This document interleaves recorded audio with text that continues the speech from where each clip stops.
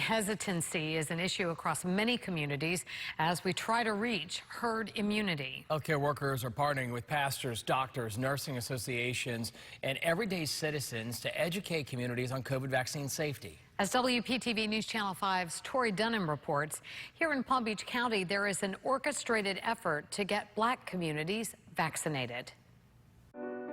Try to be ahead of the curve. Dr. Tony Drayton walks the streets of Riviera Beach. I walked out down the street and began to talk to folk that look like us. He's the pastor of St. James Church. There's a hesitancy of taking the vaccine. Do you feel like this is part of your job as a pastor? We have a moral and an ethical obligation to be as safe as we can. As a pastor, yes, because it's a part of what we do as we service humanity. On a mission to educate and inform about COVID vaccine safety. I certainly understand the lack of trust of government and political system among black and brown people. Our history gives credence to that. Dr. Drayton points to another turning point that escalated already present skepticism. The pause in the Johnson & Johnson vaccine, is that something that you think is really going to affect black communities? Oh, definitely, yes. Incontrovertibly, yes. It stopped you in your tracks. Yes, it did. We've been oppressed, we've been marginalized, we've been disenfranchised as black and brown people of our community. But now we need to get the information out of the importance of right information. It's an issue that the T. Leroy Jefferson Medical Society is taking on.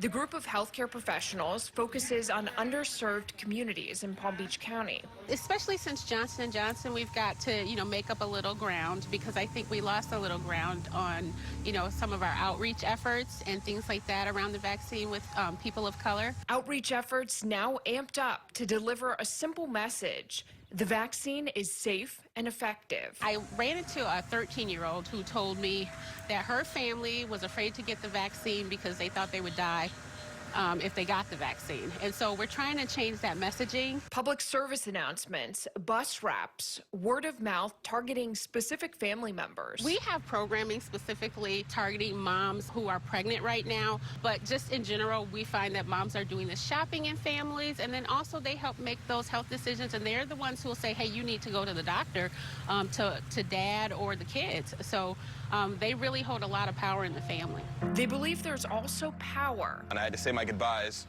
over FaceTime to my father. In personal stories. I don't think I necessarily understood all the way how serious it could get.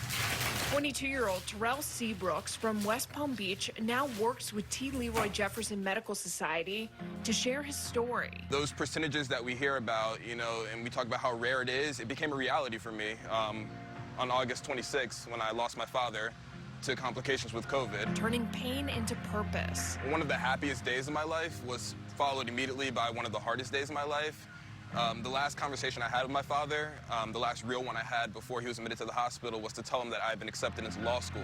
Now, before he heads off to Harvard Law, he's spreading a message of love through vaccination. The impact that it can have on a family is devastating, so it's about really helping our community understand that getting the vaccine is necessary, and he definitely would have wanted me to speak out about this issue, and he definitely would be proud, I hope, of the work that I'm doing as well. I know he was proud, when he was here. Canvassing is a big part of this campaign. That's where Malcolm, who lives in Riviera Beach, comes into play. Malcolm is a canvasser. What are you out here doing today? Well, basically, we're going door to door, knocking on doors to make sure, urging people to stay safe during COVID, knowing that there's vaccines out, but we still have information as well as some masks and sanitizer to make sure everyone is still safe. This afternoon, Malcolm says he's going to be hitting this neighborhood here in Riviera Beach. Well, we're handing out this stuff in the community. All right, thank you, appreciate it. Do you think this is effective?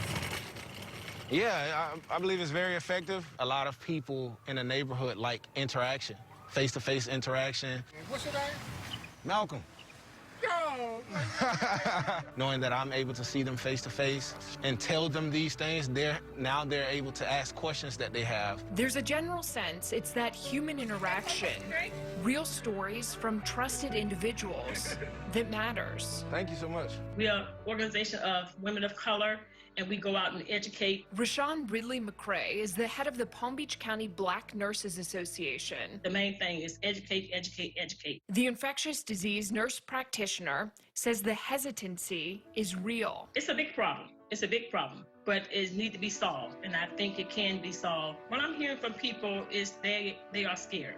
They don't want to get blood clots. They don't want to die, and they don't know the long-term effect of it. I just let them know I got vaccinated in January. I had no issues with it since I got vaccinated, and they can look at other people in their family as well too. It continues to affect, disproportionately, African American and Latino populations in Palm Beach County. Dr. Katanga Camino, You may get some injection pain. an infectious disease specialist, says younger patients are coming in. We're really worried about the younger people. They're the ones that are out and about. Tackling the complacency is not so simple, he says. When someone comes and says all of a sudden, well, we're going to go ahead and just ask you to go ahead and get vaccinated, because of our lack of healthcare, because of our knowledge about science or our knowledge about how this whole medical system works, or the lack of people that look like me telling them that it is a safe vaccine. When those things aren't in place, I think that's when you get this hesitancy.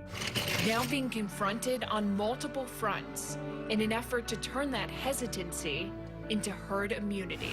Tori Dunn, WPTV News Channel 5.